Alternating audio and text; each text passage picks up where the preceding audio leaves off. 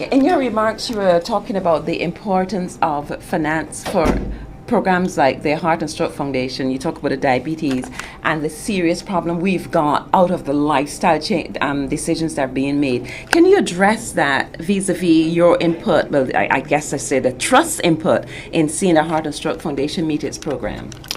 Yeah, I think it's relatively simple. When we were asked by the Heart and Stroke Foundation to consider funding the refurbishment of the gym and the provision of new equipment, when you started looking at the statistics and the issue facing a lot of people in Barbados, not only in Barbados, in the world, we are generally leading a very unhealthy lifestyle. Most people are. We don't realize it. And when you go to organizations like this, you quickly find out where the issues are. And the Heart and Stroke Foundation provide fantastic support to their clients, patients. I think clients is a nicer word. And just actually speaking to some earlier, I'm amazed at the progress they've made. And I think I remarked when I was speaking to everybody that I myself realized that I was overweight. So I'm doing something about changing my lifestyle, my eating habits, and actually doing some physical exercise. And I'm dropping kilos. I want to drop a few more. And how can you put that into pounds, shillings and pence, into value? It is what it is. And Humphrey alluded to the fact that we supported the foundation with a six-figure sum. And it was a six-figure sum, but to me, it is money very well spent. At least I believe it's money well spent. I will only know how well that money was spent when you see the results. But just talking to the patients today, and there's one particular lady who started here at 350 pounds. Now that's a lot of weight, and she's now down to 270, and she wants to get down to 210, and she says she can do it. But it's slowly but surely, because the worst thing you can do to your heart is then give it additional stress by dropping all that weight, and if you drop it too quickly, it's just going to go back on. But it's about it's about lifestyle, and it's you have got to decide to do it. We can talk, we can try and persuade people, but you yourself have got to say, I want to get fit. And why not? You want to live longer. There are more reasons now to live longer, more opportunities for people to travel, to socialize. So you want to be around for longer, and you want to have grandchildren, great-grandchildren, and you want to see them. And of course, the startling statistic of women and children being one of the major segments of population being affected, you do have a message for women and parents, I should say, vis-a-vis the children, and women in taking care of themselves, definitely. Yeah, I think men, it was always seen that men were the victim. But clearly, again, statistics have shown and demonstrated that actually women are very, very susceptible to heart and stroke conditions, and obviously their children. And it is lifestyle. And in certain countries, the lifestyle is such that people do bulk up.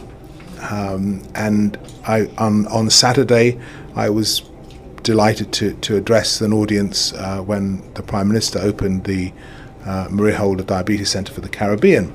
I'm on the board of the Barbados Diabetes Foundation, and when we looked to build the centre, that was a wish of my late mother's, we then decided actually this is not just about people of Barbados, this is about people of the Caribbean and sending the correct message. But when you heard those statistics, which is I think again linked to heart and stroke, it all links together. Again, diabetes, 14% of the population, the Prime Minister said, that's something like 18,000 people are affected. They're unacceptable statistics, but they are statistics which are, I believe, accurate. And again, it is down to diet. So you have a diabetes issue with a heart and stroke issue. They're all connected. I suspect there are people here that have diabetes-related situations as well. So it all is. And we as an organisation, and the mantra of my mother and her vision was to help the people of Barbados. She started with education, main school education, bursaries, things like that. But this is a different type of education. We've expanded what she's doing, and I've got a phenomenal board that's behind me.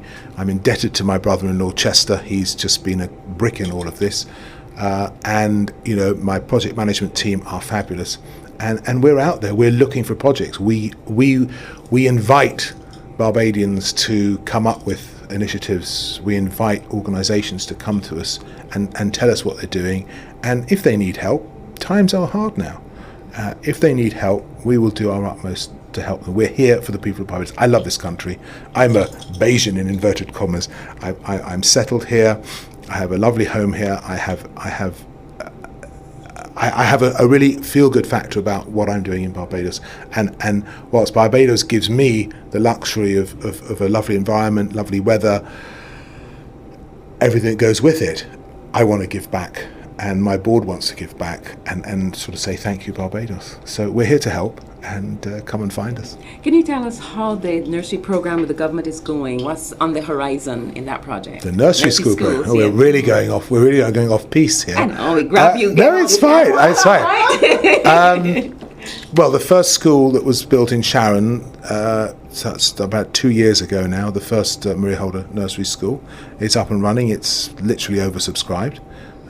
They would love to double the size. I was actually there yesterday with the principal, and with my daughter we were reading to some of the children, which is something that I like to do.